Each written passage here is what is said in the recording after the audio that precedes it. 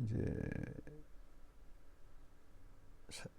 사도 바울이 당시에 이제 죽기 전에, 그러니까 죽기 전에 아주 힘들 때 사도 바울의 일생을 보면 예수 그리스도의 일생과 이렇게 다르지 않죠. 보면 이렇게 순교하기 전이라고 이제 예상이 되고, 그다음에 아주 환경적으로 최악이죠. 최악이고 힘들기가 이루 말할 수가 없는 그런 상황에 있는 사람인데, 이 사람이 성인이라서 우리가 이제 성경을 볼 때 이 사람은 성인이라서 나와 다르다고 생각을 하는데, 물론 다른 것도 있죠. 성격도 있죠. 하지만 일단 신앙에 있어서는 같은 게 있어요. 우리에게 같은 성경이 같은 사람들이에요. 그래서 그 배경을 잘 살펴보면 우리에게 굉장히 커다란 이익이 돼요. 그냥 그 성경에 있는 사람이니까 나와 다른 사람이다 이렇게 생각하지 말고 나와 똑같은 사람들이에요. 근데 가장 힘들 때 이제 이 사람이 빌립보라는 곳에 그 편지를 보내죠. 근데 거기서 이제 빌립보 교회가 이제 문제가 많은 교회인데, 자기가 이렇게 목회했던 교회예요. 그래서 사람들한테 이제 격려를 하는 거예요. 이렇게 아주 여러 가지 문제가 있고, 그때도 마찬가지고 지금도 마찬가지고 교회가 문제가 많았죠. 그래서 이제 문제가 많은 교회에다가 꼭 지킬 것이 뭔가를 얘기하면서, 그 힘든 상황이지만 이제 믿는 사람들 얘기하는 거예요. 믿는 사람들 기뻐해야 된다. 이제 그걸 얘기하는 거예요. 명령을 하잖아요. 기뻐하라, 기뻐하라. 기쁨이 이게 명령한다고 되는 게 아니잖아요. 너 지금부터 기뻐해. 그래서 기뻐지는 게 아니잖아요. 그걸 잘 인식하면 돼요. 이게 뭔가. 오늘날 이제 교회에서 이제 이 기쁨은 전혀 다른 기쁨이에요. 인간이 만들어낸 기쁨이 아니에요, 이게. 그래서 이 개념을 뽑아내야 돼요. 왜 그러냐면, 이제, 뭐, 우리나라 교회뿐이 특히 우리나라 교회가 교회 장사를, 저는 교회 장사라고 해요. 처치 비즈니스라고 생각을 해요. 뭐 이렇게 표현하면 제가 뭐 교단에서 좋지 않지만, 이미 난 뭐 은퇴했으니까 신경 쓸 거 없어요. 교단이고 할 거 없어요. 교회 장사를 해야 돼요. 사람이 일단 많이 와야 돼요. 이제 그걸 이제 그거에 대한 신학적인 기반을 만들어 놓는 게 이제 교회 성장학을 갖다 선교학으로 집어넣는 그 아주 못된 그런 신학교가 있어요. 거기서 PhD 받고 막 그러는데, 어쨌든 그 사람이 일단 많아야 돼요. 사람이 일단 많아야, 그 다음에 이제 돈이 많아져야 돼요. 사람이. 그래서 일단 사람을 많이 끄집어내려면 세상에 있는 것을 갖다가 그리스도에 있는 것을, 성경에 있는 쪽으로 이렇게 자꾸 변형을 시켜요. 그래서 이제 교회가 타락하는 거거든요. 그 중에 하나가 기쁨이라는 단어예요. 기쁨, 행복. 여기서는 기쁨은 행복일 수 있고 그렇잖아요. 그것을 세상적인 것으로 갖다 집어넣는 거예요. 세상적인 집어넣어서 막 이제 기뻐하도록 그 성경 이제 교회 프로그램을 만들고, 뭐 예배 시간에도 기뻐하도록 박수처럼 기뻐하도록 만들고, 댄스에 춤춰 이렇게 얘기해가고, 그 다음에 뭐 여러 가지. 그게 나쁘다는 게 아니에요. 주님이 적어도 말씀에는 그 얘기를 안 했는데 그 말씀에 그게 있다고 자꾸 얘기하는 게 문제예요. 성경에서 말하는 기쁨은 그 기쁨이 아니에요. 그걸 머릿속에서 뽑아내야 돼요. 어떤 사람은 그래요. 그 기쁨도 포함되어 있는 거 아니야? 하지만 분명히 알 수 있어요. 그 기쁨이 뭔지. 이걸 체험한 사람은 세상 기쁨이 아니라는 걸 분명히 알아야 돼요. 분명히 알아요. 세상에 빼앗을 수 있는 기쁨이 아니에요. 뭐 감옥에 갇혔다고 내 기쁨을 뺏을 수 있는 게 아니에요. 내 죽음에 있다 할지라도 뺏는 게 아니에요. 이 기쁨을 가지라는 거예요. 이 기쁨은 물론 여러 결론은 나와요. 이건 다 믿음으로서 나오는 건데, 그 방법에 대해서 머릿속에서 집어넣어야 될 게 있어요. 그래서 이제 어떻게 믿느냐가 중요해요. 어떻게 믿느냐. 예수 그리스도 어떻게 믿느냐. 어떻게 믿어야 이 기쁨을 우리는 그 기쁨을 가지고 있어요. 처음 믿을 때 이제 세상적인 비유를 드릴게요. 세상에서도 이제 그 당시에 그 철학이나 뭐 이런 것들이 그런 거였어요. 행복을 찾기 위해서, 기쁨을 찾기 위해서. 철학이 어려운 게 아니고, 어렵게 만든 거는 철학가들이고, 원래 똑같은 얘기들이에요. 이제 세상에는 이제 뭐 여러 가지 복잡한 게 있는데, 그래서 그것을 이제 뭐 지난 시간에 얘기했듯이 이제 스토아 학파와 에피쿠로스 학파와 서로 변론했던 게 그런 얘기죠. 오늘날도 마찬가지. 기쁨을 만들어내는 방법이 굉장히 많이 이제 틀린 거죠. 그래서 일단 이렇게 4절을 보시게 되면 주 안에서 항상 기뻐하라. 내가 다시 말하노니 기뻐하라. 먼저 기뻐하라는 명령을 했죠. 그러니까 우리에게 스스로 나오는 기쁨이 아니라는 걸 먼저 눈치를 채야 돼요. 세상에 주는 기쁨과 다르다는 걸. 여기서 키포인트가 주 안에서라는 말이 있어요. 주 안에서. 주 안에서라는 말을 이해하려면 이해하려고 하지 마세요. 이게 제일 중요한 게 그거예요. 주 안에서를 이해하려고 많은 사람들이 노력을 했고 지금도 아주 고통스럽게 얘기하는 사람들이 있어요. 근데 주 안에서를 이해하려면 아주 심플하게 아주 간단하게 얘기해서 이건 나이가 어려도 좋고 아주 무식해도 좋고 다 똑같아요. 이건 어떤 방법으로 해결이 되냐 하면은 이런 방법으로 해결이 돼요. 주 안에서는 말은 복잡하게 설명할 게 없어요.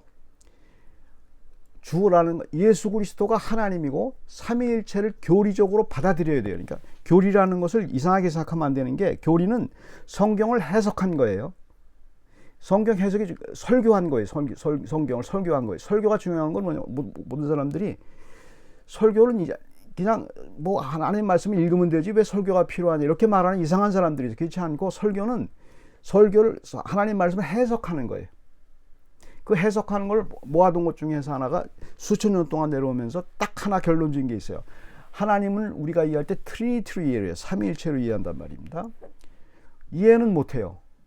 하나님 우리에게 다 알려줄 의무가 있는 분이 아니시잖아요. 하나님은 하나님이시니까. 그래서 어떤 사람은 그렇게 얘기해요. 내가 하나님을 믿는 이유는 내가 이해하는 하나님은 내가 안 믿는다 얘기. 이해하지 못하기 때문에 믿는 거예요. 그 다음에 그래서 믿는 거예요. 하나님은. 그래야 하나님이죠. 내가 이해할 수 있는 하나님은 하나님이 아니에요. 이미 하나님이 아니죠.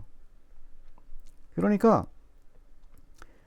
주 안에서라는 말을 이해하려면은 일단 교리를 그냥 받아들여야 돼요. 그게 믿음이에요. 교리를 받아들이는 게. 주 안에. 그러니까 다른 거 다 제치고 예수 그리스도가 하나님이신데 그분이 내 안에 있어요. 어디 있는지는 몰라요. 그러니까 이제 과학적이고 다른 심적인 생각 이게 뭐야 이렇게 생각 거기서부터 막히는 거예요. 이거 나 못 믿어 이렇게 막히는 거예요. 그러면 자기만 손해예요. 하나님이시기 때문에 이게 가능한 하나님의 말씀은 하나님이 내 안에 어딘가에 있어요. 그리고 지금 예수 그리스도는 내 안에 있고 동시에 어디에 있어요? 하늘에 계세요. 어딘가에 하늘도 어딘지 몰라요. 어딘가에 있어요. 그걸 해석하려고 하지 마세요. 거기서 우리한테 알려주지 않았기 때문에 이제 그 다음에 하나님은 예수 그리스도가 내 안에 있고 믿는 사람 마음속에 다 있어요. 믿는 사람이 나 하나가 아니잖아요. 정말 믿는 사람 마음속에 다 있단 말이에요. 예수 그리스도가 여러 명도 아니고 이상하잖아요. 이상한 건 우리의 머릿속에 생각하는 개념이에요. 그러니까 하나님을 초월하는 분이에요. 우리를. 그 초월하는 분이 우리에게 오신 거예요. 그게 말씀이에요. 와셔가지고 우리에게 말씀하시는 거예요. 그냥 믿기만 해. 이렇게 하는 거예요. 그러니까 이제 그렇게 되면 이제 그다음부터 이제 해석이 돼요. 그때부터 뭐가 들어오게 돼요? 주님이 하나님이 나와 함께 있구나 알게. 그래서 예수 그리스도가 이 땅에 왔을 때 한마디 단어로 예수 그리스도의 이름이 뭐예요? 또 다른 이름이 임마누엘이잖아요. 임마누엘. 하나님이 나와 함께 계시다. 하나님이 우리와 함께 계시다. 그 뜻이잖아요. 임마누엘 예수잖아요. 그걸 엉뚱하게 해석을 한다고. 그러니까 그 해석에 대해서 중요하게 머릿속에 간직하고 있어야 돼요. 그러니까 신앙이라는 것은 유식하다고 믿고 아주 그냥 그런 사람만 믿는 게 아니고 누구나 다 믿을 수 있어요. 누구나 다. 그러나 이걸 믿는 사람만 믿는 거예요.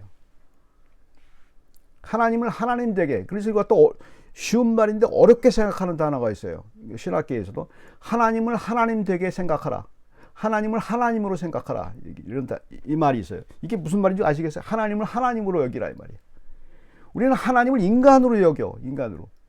인간으로 여겨도 딱 한 가지. 예수 그리스도가 우리와 똑같이 계셨다. 그거 하나만 이해시켰어요. 하나님은. 다른 거는 이해 못해요. 우리의 구원을 오셨다. 모든 게 거기서 해결이 돼요.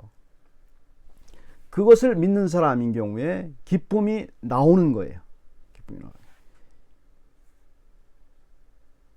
자, 그 다음에 이제 우리 삶에서도 이제 그런 기쁨이 잠깐 비유적으로 표현될 수가 있어요. 항상 하나님은 인간에게 타락한 인간이지만 우리에게 그것을 표현할 수 있는 조그만 방법을 줬어요. 항상 하나님은 그 힌트를 주셨다고요. 그 힌트가 어디가 있냐면 우리가 슬플 때 있잖아요. 고통스러울 때. 사랑이 뭔지를 알아요. 그때. 너무너무 고통스러워. 아무도 없고 나를 도와준 사람 아무도 없고 힘들고 고통스러울 때 어떻게 해요? 어떻게 해요? 막 울잖아요. 너무 힘들어가지고. 울음도 안 나와요. 너무 힘들어서. 그런데 어느 순간에 울음이 터져서 막 울었어요. 너무 힘들어서. 그 다음에 나오는 감정을 생각해 보세요. 그렇게 본 사람은 다 알 거예요. 영어로 compassion이 생겨요. 자기가 자기에게 위로를 해요. 후련해져요. 자기가 자기. 내 마음이 아주 착해지는 걸 알게 돼요. 착해지는 걸 알게 돼요. 남을 미워할 힘도 없어요. 그 순간만은 남을 미워할 힘도 없어요. 잠깐 스쳐 지나가요. 그게 컴패션이에요. 자기가 자기를 동정하는 거예요. 다른 사람이 나를 동정하는 게 아니고 다른 사람이 나를 도와주기 위해서 내가 내 스스로를, 그 신기하잖아요. 내가 내 스스로를 동정. 그걸 뭐 심리학적으로는 뭐 어머니의 자궁에 들어가는 어떤 모습이다, 뭐 그런 심리다 이렇게 표현하면서 물론 그럴 수 있어요. 이렇게 세상적인 학문을 표현하게 되면. 그러나 자기가 분명히 뚜렷한 것은 자기의 의식 하나가 또 다른 자기 의식에게 위로를 해요. 그걸 자기가 알 수 있다고요. 너무 당연해서 그게 저절로 일어나는 줄 알아요, 사람들. 한번 분석해 보세요. 여러분이 힘들 때 나한테 말하는 또 하나의 내가 있다고요. 그 의식이 흐르는 거예요. 그게 인간에게 나온 하나님의 형상을 닮은 우리 인간에게 오는 의식이에요. 하물며 하나님이신데 하나님이 우리와 함께 있게 되면 그 컴패션이 어마어마한 거죠. 그 힘이. 그 다음에 이제 이끌어내신 그 주님의 기쁨을 받는 사람들의 특징을 얘기하는 거예요. 그렇게 말함으로, 물론 믿음으로 얻어요. 믿음으로 주님의 기쁨을 얻는데 그 믿음으로 어떻게 얻는가의 방법을 얘기해 주는 거예요. 여러분 다 믿는 사람이니까. 자, 5절 보시게 되면 너희 관용을 모든 사람에게 알게 하라. 주께서 가까우시니라. 주 안에서와 주께서 가까우시니라. 4절 5절. 요게 두 개의 핵심 구절이에요. 가로치고 가로 닫고 이렇게 하면 돼요. 주 안에서 주께서 가까우시니라. 가로를 닫으면 돼요. 주 안에서를 가로 열고. 주 안에서를 갖다가 저희가 지금 얘기했어요. 그다음에 주께서 가까우시니라는 현실적인 문제를 생각하시면 돼요. 주께서 가까우시라는 문제를 지금 생각하시면 돼요. 그걸 생각한 사람들은 우리에게는 이제 항상 사람들은 우리에게 이제 얘기를 할 때 내 스스로도 착각하는 게 너의 관용을 모든 사람에게 알게 해라. 이거 그러니까 사랑을 주라는 거예요. 사랑을. 여기서 김 빠져요, 사람들이. 아니 기껏 해갖고 주님 앞에 기쁨을 얻으려고 하는데 그렇게 기쁨을 얻으려면은 다른 사람을 관용을 베풀고 사랑을 해줘야 돼. 이렇게 해석하는 사람들이 있어요. 이게 이제 웃긴다고. 그거 아니에요. 성경에서 그렇게 맥락 없이 말하는 게 아니에요. 성경은 그렇게 말하지 않는다고요. 너희 관용을 너보는 사람에게 하라. 이게 이제 기쁨을 얻는 방법에 대해서, 기쁨을 얻은 사람의 행동에 대해서 얘기한 거예요. 기쁨을 얻은 사람은 어떻게 행동하는가를 생각해요. 여기서 사랑이라고 말하지 않고 관용이라고 단어를 썼어요. 이 관용이라는 단어는 FAKS라는 단어인데 이건 무슨 말로 번역을 해야 되냐면 밸런스라는 말로 번역하면 돼요. 밸런스라는 말로. 적당하게. 그러니까 적당하게 하라는 거예요. 자, 여기서 제일 중요한 게 그거예요. 자, 이거 생각해 보시면 돼요. 밸런스가 제일 중요해요. 바운더리, 밸런스가 제일 중요해요. 다른 사람과의 관계에 있어서 현대 심리학도 똑같아요. 바운더리를 늘 생각해요. 사랑이라고 그래가지고 다 퍼주는 거 아니에요. 그렇게 할 수도 없어요. 인간은 다른 사람에게 해줄 수 있는 능력이 없어요. 자기에게 사랑할 능력이 없는데도 사랑하려고 다른 사람한테 지적하고 자기도 자기 못한 것에서 아파하는 경우가 많아요. 경계를 지켜야 돼요. 경계를. 해준다고 해서 다 해주는 게 아니고 경계를 지켜야 돼요. 그건 여러분이 각자 해석해야 돼요. 그러니까 쉽게 말해서 우리나라 말로 표현하면 오버하지 말라 이 말이에요. 사랑한다고 내가 이거 그렇게 하지 말라는 거예요. 정확하게 지키라는 거예요. 그 경계를 넘나들지 못하게 되면 이걸 사랑으로 착각을 해요. 경계를 넘는 게 사랑이라고 착각을 한다고. 그 다음에 내가 힘들 때 저 사람이 나를 이만큼 도와줘야 사랑이라고 생각한다고. 이래서 이게 문제가 되는 거예요. 기독교의 사랑은 그게 아니에요. 이웃을 내 몸과 같이 사랑하라? 불가능해요. 이게 말 같은 얘기를 해야지. 어쩌다가 되는 사람이 있어요. 그것도 근접했을 뿐이에요. 자기의 어떤 문제가 있기 때문에. 기껏해야 사랑, 중요한 표현이에요. 그러니까 다른 사람에게 관용을 베풀라, 알게 하라. 그것도 베풀라는 게 아니고 알게 하라는 거예요. 정확히 그 관계를 지키란 말이에요. 그렇게 사랑하고, 그 다음에 얼마나 그게 안도가 돼요, 여러분. 안도가 돼요. 내가 항상 고통스러운 게 내가 사랑이 없어서 고통스럽고, 내가 이렇게 하는 게 죄가 아닌가, 다른 사람에게 그때 고통스럽고 그렇잖아요. 근데 내가 힘이 없는 경우가 많아요. 어쩔 수 없는 경우가 많고, 내가 경계를 지켜서야만 되고, 이제 그런 경우가 많단 말이에요. 그랬을 경우에 들어오는 게 주께서 가까운 거를, 이제 주께서 가깝단 말이에요. 주께서 가깝기 때문에 그런 일을 해야 된다. 그건 무슨 얘기예요? 교리를 하나로 축소하면 돼요. 아까 주 안에서 하나님이 계시다는 걸 알았죠? 하나님이 우리 안에 계시던 그 하나님이 말씀했죠. 그분이 십자가에 달려 돌아가셔서 내 모든 죄를 사해줬다는 그걸 믿는 거죠. 예수 그리스도에 죽는 것이 우리가 그 기본 아니에요. 기본. 그러니까 사람들은 내가 사랑하지 못해서, 사랑받지 못해서 원망하고, 그런 인간관계는 다 거기서 일어나요. 인간관계 서로 미우면 어디서 일어나요? 하나님과의 사랑은 잘 표현이 안 돼요. 그것은 그 사람 하나님이 사랑하는지 못하는지 그거 몰라요. 그건 마음속에 있는 거니까. 그러나 사람에게 사랑하는 거는, 이웃사랑은, 이게 바운더리를 못 지킨 것에 대해서 고통스럽다고. 내가 사랑받지 못해서, 사랑하지 못해서 틀어지는 거 아니에요. 틀어지는 거 아니에요. 성격이 이상하고 힘들면은 사랑하지 않아도 돼요. 착각하는 게 웃겨요. 사람은 끼리끼리 모이게 돼 있어요. 도저히 안 되는 사람은 사귈 필요가 없다고요. 꼭 사귀어야 그게 꼭 그 사랑이라고 생각하는 이상한 사람들이 있어요. 그게 바운더리가 있어요. 내가 힘이 없어요. 그 사람을 사랑할 수 있는 힘이 없단 말이에요. 그걸 인정하란 말이에요. 그걸 가지고 교리로 집어넣지 말고, 거기서 죄의식을 느끼지 말고, 그리스도와 십자가 달려 돌아가신 순간 이미 우리는 하나님을 사랑하고 이미 믿게 되고, 그분이 하늘에 계시고 그분이 오신단 말이에요. 다시 그걸 믿는 거예요. 그분이 오신단 말은 뭐예요? 죽음을 얘기하는 거예요. 죽음을.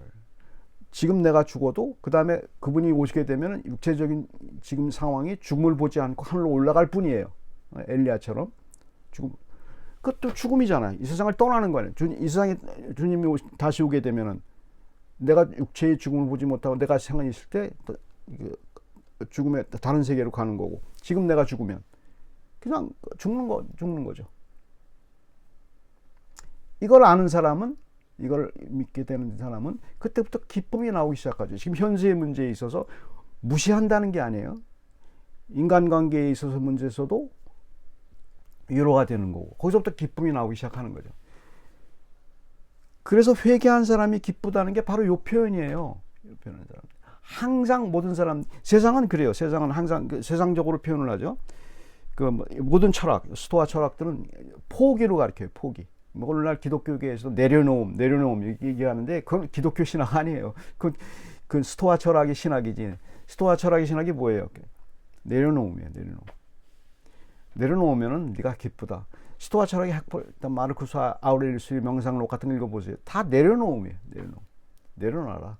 그 지금 목사들이 그 얘기하죠. 그건 이미 다 철학자들이 한 얘기예요. 내려놓아갖고 조금 편안해요. 그러나 인간은 내려놓을 수 있는 존재가 아니에요. 그건 성자도 안 되는, 인간으로서는 안 되는 부분이에요. 어떻게 내려놔요? 자식 문제에서 어떻게 내려놓냐고. 자식 문제가 생겼는데, 어떻게 자기 목숨보다 중요한 자식 문제가 생겼는데 어떻게 내 걸 내려놓냐고. 욕심은 안 부릴 수 있어도 불가능한 얘기를 갖다 도사처럼 얘기하지 말라고. 거룩한 척으로. 요새 그런 사람 많잖아요. 기껏 얘기해야 할 때 얘기 안 하고 싹 빠지는 사람. 이제 손절하는 사람들, 한국에서. 이제 점잖은 말 하는 사람들. 기껏 지기들이 태극기 부대나 뭐 이런 이상한 기독교를 해가지고 그걸 만들어 놓고서 이제 와서 쓱 손절하는 이상한, 아주 야비하고 거짓말 투성이의 그 목사들, 점잖은 척 하는 목사들, 내가 아주 이가 갈려요. 그런 사람들. 그런 사람한테 쇠뇌당한 거 생각하면. 이상한 말로 흘렀지만 절대로 거기에서 오지 않아요. 기쁨이라는 것은.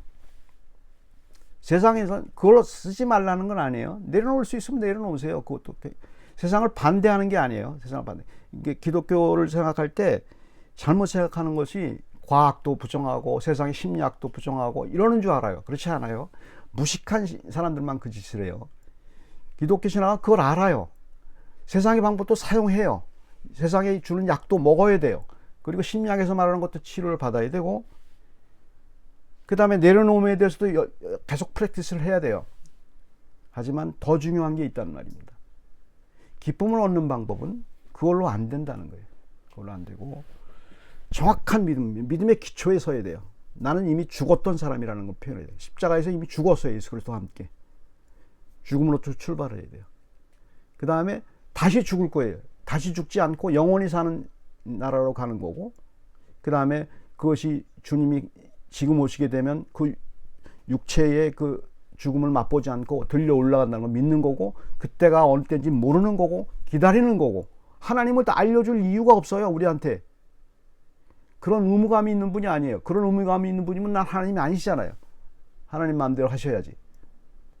그걸 인정하는 순간 이제 하나님이 성령께서 역사를 하시는 거죠. 아, 이게 기쁨이라는 걸 알게 되는 거죠.